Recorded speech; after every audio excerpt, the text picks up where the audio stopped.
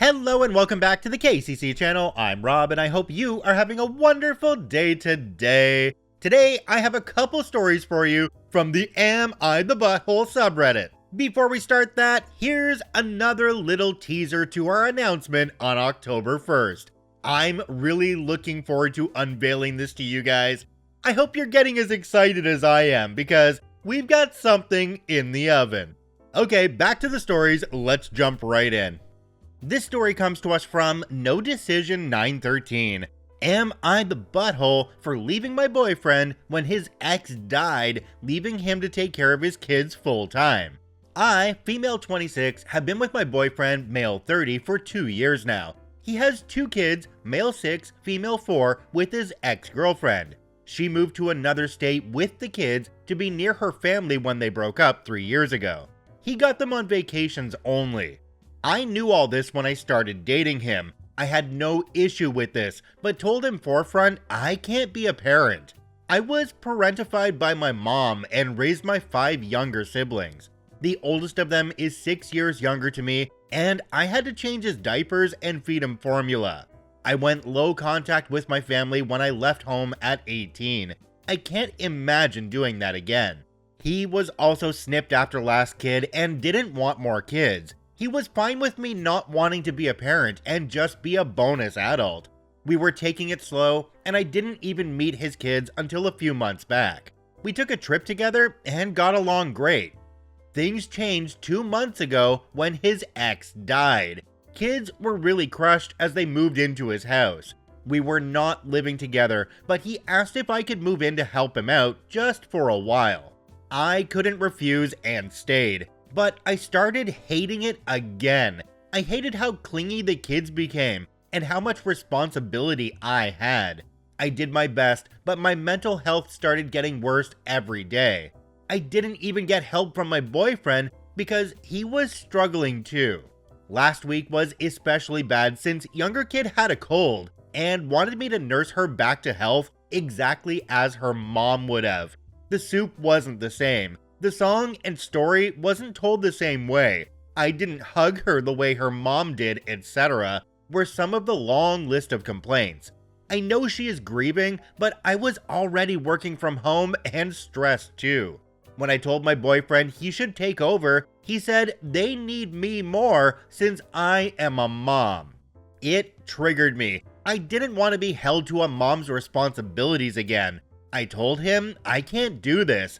He said I need to stop acting like a child and step up. I understood if I stayed, my whole life would be like this, never measuring up, never being enough, and all the responsibilities of a mom. I left yesterday, moved in with a friend. My boyfriend, ex-boyfriend, is blasting my phone, calling me a butthole. Am I the butthole? Jumping down to the comment section on this one, this is very one-sided, as it kinda should be. The first one comes from a user called La Luna Lady 1960. It says, when I told my boyfriend he should take over, he said they need me more since I'm a mom. Not the butthole. And good on you for moving out. You shouldn't have to be unwillingly parentified a second time. It does look like he planned on making you the main parent instead of himself. Another user called Glittering Season 117 says, not the butthole. As heartbreaking as this all is, this isn't what you signed up for, and you were upfront with him from the beginning about not wanting to be a parent. Had you stayed, your mental health would have continued to decline, and sooner or later, the kids would have picked up on the resentment you would undoubtedly feel. Kids don't deserve that, and neither do you. OP, I don't see anything wrong with you getting out of that situation. You set your boundaries early on, and this isn't what you signed up for. Maybe you leaving will actually be a good thing for those kids, because your ex will be able to find somebody who maybe wants kids and can look after them in the way that a parent should. OP posted an update, let's jump into that now. Alright, OP's update is titled, Update, Am I the Butthole for leaving my boyfriend when his ex died, leaving him to take care of his kids full time?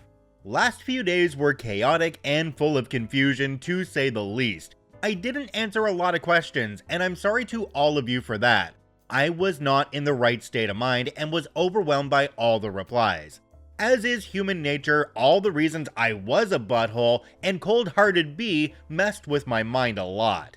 To answer a few questions, 1, I didn't leave without goodbye. I had told the kids goodbye. I didn't want to cause too much strain and said I was leaving for a while for work. I did just tell my ex I was leaving. I couldn't take another round of stop acting like a child and grow up. 2, I don't normally work from home. He asked me to stay home with his daughter, stating he doesn't know how to take care of a sick kid. She really was sick at first, and I went along with it, but he refused to help even in the evenings. 3, most of your assumptions about him was true in the sense I almost always ended up looking after the kids alone. He rarely did his part. It was either he was exhausted, he couldn't face them, he didn't know how to deal with their grief, or I did it better. It was not what we agreed upon when I moved in to help. I was supposed to help him, show him the ropes, but I ended up feeling like a single mom. 4, as a parent, he got custody. His ex's parents said that was for the best since they were already retired. They did not want to raise the kids. Anyway, I was able to move back into my earlier apartment. Thankfully, the landlord hadn't rented it to anyone else. I did have a lease, but I did not want to keep paying rent and had come to an agreement with the landlord to sublet the apartment for month to month till I'm back. Being back in my space, I feel much more calm. I also met with my ex. After the initial blasting, he called me yesterday asking if we could meet. I wanted to get some more clarity too and agreed. He came over, finally got a babysitter, and we had a good talk. He apologized for everything he said and demanded I do. He said it was a big unexpected change for him too. He was scared and didn't know how to raise them, being a vacation dad. Having children home every day and thinking this was how it's going to be for the rest of his life, his words, had him terrified. I said I understood, but I cannot be a mom to those kids. I cannot take up his responsibilities. I want to help, but not in that capacity. I needed boundaries. He said he expected as much. He agrees he should never have asked so much of me. He asked if I could help him still, that the kids missed me and asked when I will be back. He needed me. And I refused. I told him I will help him. I will come around sometimes when I can, as a friend of Dad's would, but I won't move back in. I won't be a stepmom. He asked if I was breaking up with him. The truth is, I don't know. I do love him, but it won't work out in the long term, and everything he did and said is still raw on my mind. I said as much to him. I can't be in a committed relationship with him. I won't go anywhere. I will help and support as much as I can, but as a friend. I guess we are ending that relationship. I met the kids this morning. I went over there with some pancakes. They asked when I was coming back to live with them. I told them I have my own home to take care of, but I will visit them when I can. While surprised, they seemed to be accepting the situation. They had questions, of course, but accepted I will just be Daddy's friend. His daughter asked if I could still be her best friend. I agreed. I guess that won't be too hard. She gave me a hug before he took them to school and daycare. I actually feel so much better too. This was a role I can deal with. I don't know if it's the right way. I hope it works. Thank you for all your replies and guidance. Jumping down to the comment section on this one, there's one from a user called A Green Sandcastle. It says, "Wow, decided to check on you, and here this is. I have serious problems with how he just foisted the labor on anyone but himself. But I'm glad you're working on what really are your terms. Wishing you the best and for those kids." Another commenter called VMT7 says, "You're a very kind person. Your potential ex, on the other hand, I have very little respect for. I really can't get past the fact that he still asked for your help, even going so far as to ask when you will be back. Selfish down to his very core, unfortunately. I wish you the best of luck, and though it might be hard to say a final goodbye to all of them, I would seriously consider it." OP really needs to make a choice here. I know they're trying to set their boundaries and it sounds like it's going to be okay, But I have a feeling this guy's gonna try and shirk his responsibilities again and put them right back on OP as soon as things kinda, wear back down to where they were before. OP, remember, these kids aren't yours. You have no responsibility here. You're not married to this guy either, so you're not exactly family. If you want to take a step back, that's completely okay, and I don't think anybody here would say any different. This story comes to us from Motorby370. Am I the butthole for not inviting any of my siblings to my wedding? So I am 23 female, getting married in a few months, and I have a few significantly older siblings, 34 female, 36 male, 38 male, 38 male. All of them are now married, and since I was a teen when they got married and they had a child-free wedding, I was not invited to any of their weddings. My oldest sibling first had a child-free wedding, and then the others decided to follow. When my oldest brother got married, I was 10. So sure, I kinda get not inviting me, but I was still extremely upset. My oldest brother got married to a woman I really love, and I can't even witness it. The other brother got married when I was 12, so again, sure, get not inviting a 12-year-old, but I was very well-behaved child, and again, his sibling. My sister got married when I was 15. At first, she didn't want a child-free wedding, but all of the family members convinced her because, oh my gosh, it's so refreshing to be in a wedding where children don't bring havoc. So she decided for a cutoff to be 16. And when I asked, can I be a one exception since I'm 15 and your sister, she said no with a very serious tone. If we make an exception for you, what about the other children? It's not fair. I got upset and screamed that what is not fair is not participating in any of my siblings' weddings. My parents got upset with me and I got grounded. And lastly, my brother got married when I was 17. At that point, I didn't care. I knew there was going to be a child-free wedding, and that once again, I'm not invited. I didn't ask, beg. My step-cousin, who just turned 18, just made the cut, and I didn't. Well, as I said, I didn't care. I sent a quick congrats, and that's it. My parents got furious on why I didn't even congratulate them.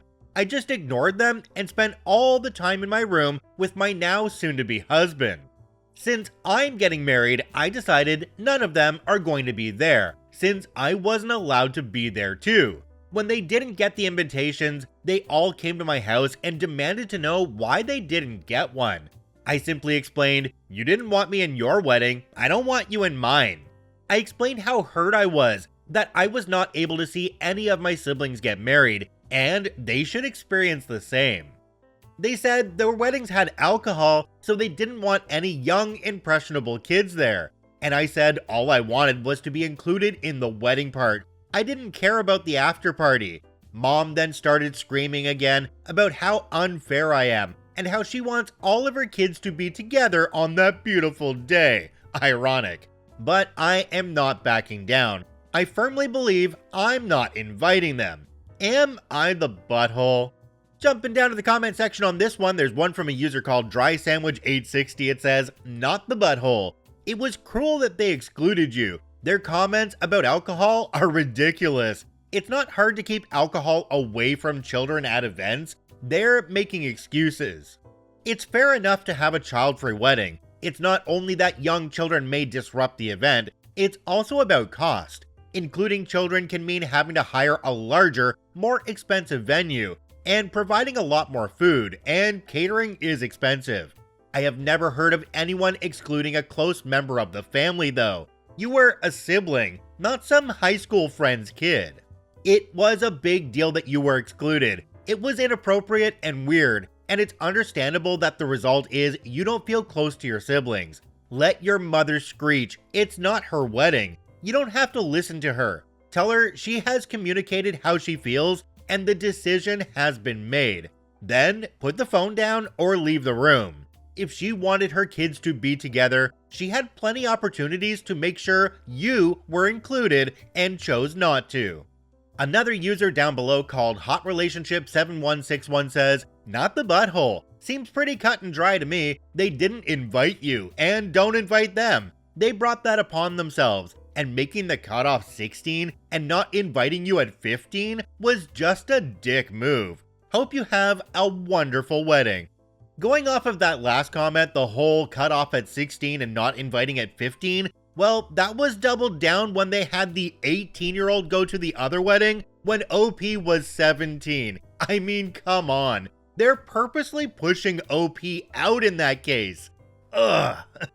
OP, this is completely your choice, and your mom can stick her nose right back out of the situation because it's not her choice. OP updated this one, let's jump into that now. Alright, OP's update can be found on their profile, and it's called, "Am I the butthole for not inviting any of my siblings to my wedding?" It says, "We talked the day after I made the post. I said that the only way I'm going to invite them is if they explain absolutely everything. Otherwise, no invitation." After some weird looks and silence, the truth came out. I am their cousin. My father's brother was raising me alone and died, so I was raised by my uncle. They do not know who my mother is. I was young, required a lot of attention, wasn't their sibling, so they kind of distanced themselves from me. My brother said that he even hated me sometimes. My parents sat there ashamed for never telling me. My cousin just looked awkward. I just left. We eloped. So after all the drama, we talked and realized we were doing the whole wedding thing because we thought the other wanted it. We were not against the idea of a flashy wedding, but calm day with just close people who were close to our hearts. So we did that. Just us and some of our friends. We are keeping the money for our dream country to visit. My parents had the audacity to get angry that there was no celebration, but I don't care, to be honest. It was a day for us.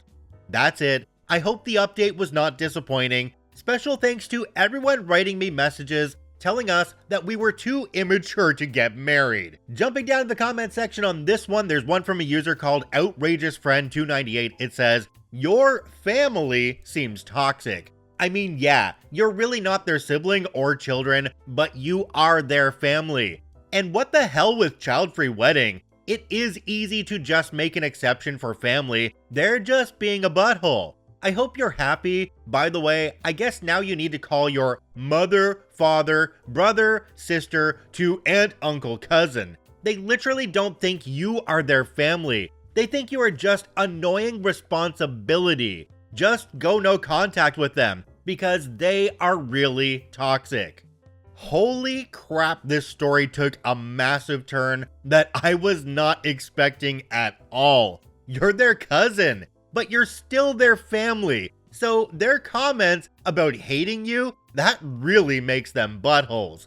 OP, I'd say you really don't need these people in your life. No contact could be a really good thing. You can't choose who you're born to, you can't choose who raises you either. But once you get older, you can choose who your real family is.